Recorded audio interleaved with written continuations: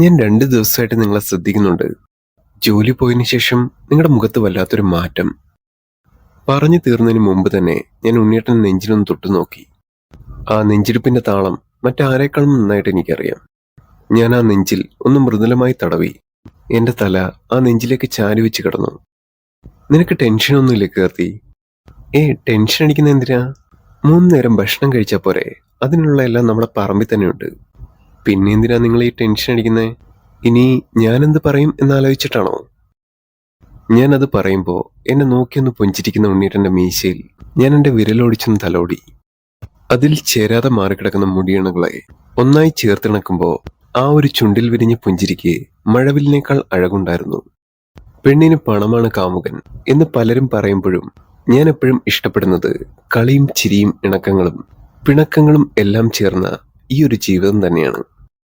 അത് ചിലപ്പോ പണത്തെക്കാളും 1000 ഇരട്ടി ലഹരി നമ്മുടെ മനസ്സിലേക്ക് വന്നു ചേരും. നിങ്ങൾ മറ്റൊന്നും ആലോചിച്ചപ്പോൾ ടെൻഷൻ അടിക്കണ്ട.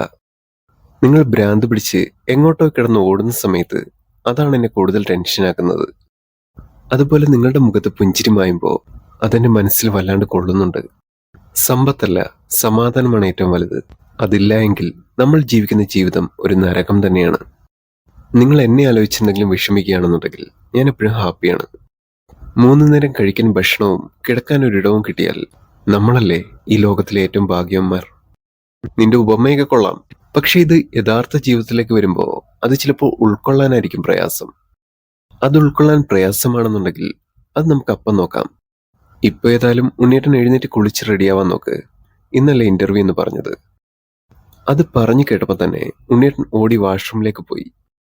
അതെ, ടെൻഷൻ ആവുകയൊന്നും വേണ്ട, എല്ലാം പതുക്കെ മതി, സമയമുണ്ട്. ഞാൻ പോകാനുള്ള കാര്യങ്ങളെല്ലാം ശരിയാക്കാൻ തുടങ്ങി. ഇന്റർവ്യൂവിന് ഇടാനുള്ള ഷർട്ടും പാൻറ്റും ആദ്യം തന്നെ ഇസ്തിരി ഇട്ട് വെച്ചു. ചില കാര്യങ്ങൾ ചെയ്യുന്ന സമയത്ത് എന്താണ് ചെയ്യേണ്ടതെന്ന് പോലും നമ്മൾ മറന്നു പോകും. ഷർട്ടും പാൻറ്റുമെല്ലാം ഇസ്തിരിയിട്ട് വെച്ചതിന് ശേഷം ഞാൻ പോയത് അടുക്കളയിലേക്കായിരുന്നു. ഇന്റർവ്യൂവിന് പോകുന്നതിന് മുമ്പ് രാവിലെ കഴിക്കാനുള്ള കാര്യങ്ങളെല്ലാം റെഡിയാക്കി വെച്ചു. കുളി കഴിഞ്ഞിറങ്ങി ഉണ്ണിയേട്ടൻ റെഡിയായ ശേഷം പോകാനുള്ള ധൃതിയിലായിരുന്നു. കീർത്തി, ഞാൻ ഇറങ്ങുക. ഇപ്പൊ ഇറങ്ങിയില്ലെങ്കിൽ സമയത്തിന് അവിടെ എത്താൻ പറ്റില്ല. ദേ ഉണ്ണിയേട്ടാ, ബ്രേക്ക്ഫാസ്റ്റ് കഴിച്ചിട്ട് പോ, എല്ലാം റെഡിയാണ്. ഇല്ല വേണ്ട, ഞാൻ ഇറങ്ങുക. അമ്മേ, പോയിട്ട് വരാട്ടോ. ഉണ്ണിയേട്ടൻ ഇറങ്ങിയതിനു ശേഷം ഞാനൊന്ന് പിന്നാലെ പോയി. ഒന്നും മിണ്ടാതെ മുന്നിൽ ചെന്ന് നിന്നിട്ട് പരസ്പരം ഒന്ന് കെട്ടിപ്പിടിച്ചു. സമ്മർദ്ദത്തിന് മുൾമുനയിൽ നിൽക്കുന്ന നിമിഷങ്ങളിൽ ഇങ്ങനെയൊരു ചേർത്ത് പിടിക്കലുണ്ട് എങ്കിൽ അത് മനസ്സിനൊരു കുളിർമയാണ്. പോയിട്ട് വാട്ടോ, എല്ലാം ശരിയാകും. ഉണ്ണിയേട്ടൻ പോയി കഴിഞ്ഞിട്ട് ഞാൻ ആ ഉമ്മറപ്പടിയിൽ തന്നെ ഇരുന്നു. ആ ഒരു സമയം അമ്മ വന്ന് പിന്നിൽ നിന്ന് വിളിച്ചു. കീർത്തി, വന്ന് ഭക്ഷണം കഴിക്കേ, എല്ലാം നീ തന്നെയല്ലേ റെഡിയാക്കി വെച്ചത്, അവൻ വരാൻ ലേറ്റാകും. അമ്മ എന്നെ പൊക്കിയെടുത്തുകൊണ്ടുപോയി ടേബിളിൽ കൊണ്ടുപോയി ഇരുത്തി. ഞങ്ങൾ 2 പേരും ഒരുമിച്ച് ഭക്ഷണം കഴിക്കുമ്പോഴും എന്റെ മനസ്സിൽ ഇന്റർവ്യൂവിന്റെ കാര്യങ്ങൾ തന്നെയായിരുന്നു. അതിനി കിട്ടിയില്ല എന്നുണ്ടെങ്കിൽ ആ മുഖം കാണാനുള്ള വിഷമം എന്റെ മനസ്സിൽ നന്നായിട്ടുണ്ടായിരുന്നു. ഭക്ഷണം കഴിച്ചു കഴിഞ്ഞ് ഞാൻ ആ ഉമ്മറപ്പടി വാതിക്കൽ വന്നിരുന്നു. പാടത്തും പറമ്പിലും നിറയെ കിളികളായതുകൊണ്ട് തന്നെ ഓരോ കിളികളെയും ഞാൻ അങ്ങനെ നോക്കിയിരുന്നു. അതിൽ തന്റെ ഇണയുടെ വായിലേക്ക് ഭക്ഷണം വെച്ചു കൊടുക്കുന്ന മറ്റൊരു കിളിയെ കണ്ടപ്പോ എന്റെ ചുണ്ടിൽ ഒരു പുഞ്ചിരി വിടർന്നു. ശരിക്കും നമ്മളും അവരെ പോലെ തന്നെയാണ്. മനുഷ്യൻ മനുഷ്യന് വേണ്ടി കണ്ടുപിടിച്ച ചില ജീവിതശൈലികൾ ഒഴിച്ചാൽ നമ്മളും അവരെ പോലെ തന്നെ ജീവനുള്ള പ്രതീകങ്ങൾ. അവയ്ക്ക് നമ്മളെപ്പോലെ മുന്നോട്ടുള്ള ജീവിതത്തെക്കുറിച്ച് ആലോചിച്ച് ടെൻഷൻ അടിക്കണ്ട. ജനിക്കുന്നു, സമാധാനമായി ജീവിക്കുന്നു, മരിക്കുന്നു. ഇതെല്ലാം ആലോചിച്ച് നിൽക്കുന്ന സമയത്ത് പറമ്പിൽ വിളഞ്ഞ ഒരു കഷ്ണം കപ്പയ്ക്ക് കൊണ്ടുവന്ന് തന്നിട്ട് അമ്മ അകത്തേക്ക് കയറിപ്പോയി. കുറെ നേരം പറമ്പിൽ അങ്ങോട്ടും എല്ലാം നടന്നതിന് ശേഷം ഞാൻ പതുക്കെ ഉമ്മറപ്പടിയിൽ വന്നിരുന്നു. എന്തോ അവിടെ ഇരിക്കാൻ വല്ലാത്തൊരു സുഖമാണ്. ആരെങ്കിലും കാത്തിരിക്കാനുണ്ടെങ്കിൽ അതിലേറെ രസവും. പെട്ടെന്നൊരു ബൈക്കിന്റെ ശബ്ദം കേട്ടപ്പോഴാണ് ഞാൻ അവിടേക്ക് തിരിഞ്ഞു നോക്കിയത്. അത് ഉണ്ണിയേട്ടനായിരുന്നു. കണ്ടിട്ട് നല്ല കുഴഞ്ഞ മട്ടിലാണ് വരുന്നത്. ആകെ വിയർത്ത് കുളിച്ചിട്ടുമുണ്ട്. മുഖത്തെ ആ വിഷമം കൂടി കണ്ടപ്പോ ഞാൻ മനസ്സിലുറപ്പിച്ചു, പോയ കാര്യം ഒരുപക്ഷെ ശരിയായി കാണില്ല. പക്ഷെ ഞാൻ അപ്പോഴും ഒരു ചിരിച്ച മുഖത്തോടെ ആ ഉമ്മറപ്പടിയിൽ നിന്നു. ഞാൻ ഉണ്ണിയേട്ടനെ നോക്കി നിൽക്കുന്ന സമയത്ത് അമ്മ ഞങ്ങളുടെ അടുത്തേക്ക് വന്നു. എന്റെ മുഖത്ത് നോക്കി ഒരു ദയനീയ ഭാവത്തോടെ എന്റെ അടുക്കിലേക്ക് വരുന്ന ഉണ്ണിയേട്ടനെ നോക്കിയിട്ട് അമ്മ ചോദിച്ചു, എന്താ മോനെ, പോയ കാര്യം ശരിയായോ? അമ്മേ, ഇപ്പൊ ചോദിക്കണ്ട, ഉണ്ണിയേട്ടൻ വന്നതല്ലേ ഉള്ളൂ, എന്തേലും ഒന്ന് വന്ന് കഴിക്കട്ടെ. അത് കേട്ട സമയത്ത് തന്നെ അമ്മ അകത്ത് പോയി ഭക്ഷണമെല്ലാം റെഡിയാക്കി വെച്ചു. കീർത്തി, പോയ കാര്യം അതിപ്പം പറയണ്ട, എനിക്ക് മനസ്സിലായി. സാരമില്ല, നമുക്ക് അടുത്ത് നോക്കാം. വാ, ഭക്ഷണം കഴിക്കാം. ഭക്ഷണം കഴിക്കുമ്പോഴും ഞാനൊരു ചിരിച്ച മുഖത്തോട് തന്നെ ഓരോ കാര്യങ്ങൾ അങ്ങനെ പറയാൻ തുടങ്ങി. അതുവരെ സൈലന്റ് ആയിട്ട് നിന്ന ഉണ്ണിയേട്ടനും അമ്മയും എനിക്കൊപ്പം തമാശകൾ പൊട്ടിക്കുമ്പോൾ അപ്പോൾ തന്നെ ആ ഒരു വീട്ടിന്റെ അന്തരീക്ഷം പതിയെ മാറിയിരുന്നു. ഭക്ഷണം കഴിച്ചെഴുന്നേൽക്കുമ്പോൾ ഉണ്ണിയേട്ടന്റെ കണ്ണുകൾ എന്നെ തന്നെ ഒന്ന് നോക്കി. നിനക്കൊരു ടെൻഷനും ഇല്ല കീർത്തി? എന്തിന്? ഒരു കമ്പനിയിൽ ജോലി കിട്ടിയില്ല എന്ന് വെച്ച് അടുത്ത കമ്പനിയിൽ കിട്ടില്ല എന്നില്ലല്ലോ. ഹാ, നമുക്ക് നോക്കാന്നേ. ഉണ്ണിയേട്ടൻ ധൈര്യമായിട്ടിരിക്കുക. ഞാൻ പാത്രമെടുത്ത് അടുക്കളയിൽ കൊണ്ടുപോയി വെക്കുമ്പോൾ ഉണ്ണിയേട്ടൻ എന്റെ പിന്നിൽ വന്നിട്ട് പറഞ്ഞു, ഇനി 2 കമ്പനിയിൽ കൂടി നാളെ ഒരു ഇന്റർവ്യൂ ഉണ്ട്. അതുകൂടി കിട്ടിയില്ലേ പിന്നെ ഇപ്പോഴെങ്ങും ഈ ഒരു ഫീൽഡിൽ ഓപ്പർച്യൂണിറ്റി ഒന്നുമില്ല. ഹാ, നിങ്ങൾ ടെൻഷൻ ആവണ്ട, കിട്ടുമെന്നേ. ഇനി കിട്ടിയില്ല എന്നുണ്ടെങ്കിൽ നമുക്ക് ആ കടപ്പുറത്ത് പോയി കടല വിറ്റിട്ടാണെങ്കിൽ ജീവിക്കാം. ഓ, നിനക്കെല്ലാം തമാശയാണല്ലോ. അതെ, നമുക്കിന്ന് ബീച്ചിൽ പോയാലോ? ഒരുപാട് കാലമല്ലേ നമ്മൾ ബീച്ചിൽ പോയിട്ട്. അവസാനമായിട്ട് പോയത് ഉണ്ണിയേട്ടൻ ദുബായിൽ പോകുന്നതിന് മുമ്പായിരുന്നു.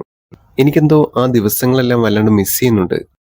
ഇന്ന് ഏതായാലും നമുക്ക് രണ്ടുപേർക്കും പ്രത്യേകിച്ച് പണിയൊന്നുമില്ലല്ലോ. അപ്പോ നമുക്കിന്ന് ബീച്ചിൽ പോയാലോ? ഞാനിപ്പം ടയർഡാണ് കീർത്തി. നമ്മൾ കുറച്ച് കഴിഞ്ഞിട്ട് പോയാൽ പോരെ? ഹാ, അത് മതി. ഇപ്പൊ ഉണ്ണിയേട്ടൻ ഒന്ന് ഫ്രഷ് ആയിട്ട് വന്ന് കിടന്ന് ഉറങ്ങാൻ നോക്ക്. ഉണ്ണിയേട്ടൻ ഉറങ്ങി എഴുന്നേറ്റപ്പോ തന്നെ ഞാനൊന്ന് റെഡിയായി മുന്നിൽ വന്നു നിന്നു. ദേ 3 മണിയായി. ഇപ്പൊ ഇറങ്ങിയില്ല എന്നുണ്ടെങ്കിൽ നമ്മൾ ചെല്ലുമ്പോഴത്തേക്കും നേരെ ഇരുട്ടും. പെട്ടെന്ന് റെഡിയായിട്ട് വാ. ഞങ്ങൾ രണ്ടുപേരും പുറത്തേക്ക് ഇറങ്ങിയപ്പോ അമ്മ ഒരു 2000 രൂപ കൊണ്ടുവന്ന് ഉണ്ണിയേട്ടന്റെ കയ്യിൽ കൊടുത്തു. ഇന്നാ, നിങ്ങളൊരു വഴിക്ക് പോവുമല്ലേ? ആ സമയത്ത് അമ്മയ്ക്ക് അറിയാമായിരുന്നു ഉണ്ണിയേട്ടന്റെ കയ്യിൽ പൈസയൊന്നും കാണില്ല എന്ന്. ജോലി പോയി നിൽക്കല്ലേ. പക്ഷെ പൈസ ഇല്ല എങ്കിലും ഉണ്ണിയേട്ടന്റെ അഭിമാനം ആ ഒരു പൈസ വാങ്ങിക്കാൻ സമ്മതിച്ചില്ല. ഹേ, ഇന്ന് അമ്മ തന്നെ വെച്ചോ, എന്റെ വേറെ പൈസയുണ്ട്. പക്ഷെ വണ്ടി എടുത്ത സമയത്ത് ഞാൻ ഉണ്ണിയേട്ടന്റെ ചെവിയിൽ ചോദിച്ചു, അതേ, പെട്രോൾ അടിക്കാൻ കാശുണ്ടോ? ഏ, ഇല്ലല്ലോ. പക്ഷെ കുഴപ്പമില്ല. അതെന്താ? തള്ളാൻ നീയുണ്ടല്ലോ. ഞങ്ങൾ അതും ഇതും പറഞ്ഞ് ഓരോ തമാശകളും പൊട്ടിച്ച് ബീച്ചിലെത്തി. സമയം അപ്പോഴേക്കും 4 മണിയായിരുന്നു. നല്ല കാറ്റുള്ള സമയം. തിരമാലകൾ ഓരോന്നോരോന്നായി അലയടിക്കുന്നുണ്ട്. മനസ്സിന് എത്രത്തോളം ടെൻഷൻ ഉണ്ടെങ്കിൽ പോലും കടലിനെ ഒന്ന് നോക്കി കുറച്ചു നേരം നിശബ്ദമായി നിന്നാൽ അതൊരു പക്ഷേ മനസ്സിനെ പെട്ടെന്ന് തന്നെ ശാന്തമാക്കും. കടപ്പുറത്ത് മണ്ണിൽ ഗോപുരം പണിഞ്ഞു കളിക്കാൻ നല്ല രസമാണ്. കുഞ്ഞിപ്രായത്തിൽ അമ്മയും അച്ഛനും ഒപ്പം വരുമ്പോൾ ആ പൂഴിമണ്ണ് വാരി ഞാൻ ദേഹത്ത് മുഴുവൻ ആക്കുമായിരുന്നു. ഉണ്ണിയേട്ടന്റെ ഒപ്പം ഇരിക്കുമ്പോഴും ആ കാല് ഞാൻ മണ്ണിൽ പതിച്ച് ആ കാലിന് മുകളിൽ മണ്ണ് വാരിയിട്ട് കാലിൽ ഒരു നല്ല തണുപ്പ് അനുഭവപ്പെടുന്നതുവരെ കണ്ണുകൾ അടച്ചിരുന്നു. തിരമാലകൾ ഓരോന്നും എന്റെ കാലിൽ സ്പർശിച്ച് തിരികെ പോയി. കടലിലെ സൂര്യാസ്തമയം കാണാൻ വല്ലാത്തൊരു ചേലാണ്. സൂര്യൻ അസ്തമിക്കുന്ന സമയത്ത് ആ പ്രകാശം മുഖത്തേക്ക് അടിക്കുമ്പോൾ കാണാൻ അതിലേറെ ഭംഗിയാണ്. ഇങ്ങനെ നിന്നാ മതിയോ? തിരിച്ചു പോകണ്ടേ? കുറച്ചു നേരം കൂടി ഇരുന്നിട്ട് പോകാം. ഇവിടെ നല്ല കാറ്റടിക്കുന്നുണ്ട്. ഞാൻ കുറച്ചു നേരം കൂടി അവിടെ തന്നെ ഇരുന്നു. രാത്രിയായപ്പോ ചെറിയൊരു തട്ടുകടയിൽ നിന്ന് ഒരുമിച്ച് ഭക്ഷണം കഴിച്ച് വീട്ടിലേക്ക് പോയി. ഇനി ആകെയുള്ള പേടി നാളത്തെ ഇന്റർവ്യൂ ആണ്. അതോർക്കും മനസ്സിലൊരു പേടിയുണ്ടായിരുന്നു. ഇനി ജോലി കിട്ടിയില്ല എന്നുണ്ടെങ്കിൽ കൊടുത്തു തീർക്കാനുള്ള പല കാര്യങ്ങളും ബാക്കിയുണ്ട്. അതെല്ലാം ഒരു നിമിഷം ആലോചിച്ച് ഞാൻ അങ്ങനെ ഇരുന്നു. ആ രാത്രി വീട്ടിലെത്തിയപ്പോ തന്നെ ഉണ്ണിയേട്ടന്റെ മുഖത്തൊരു മൗനം ഉണ്ടായിരുന്നു. അത് നാളത്തെ ദിവസത്തെക്കുറിച്ച് ആലോചിച്ചിട്ട പേടിയാണ്.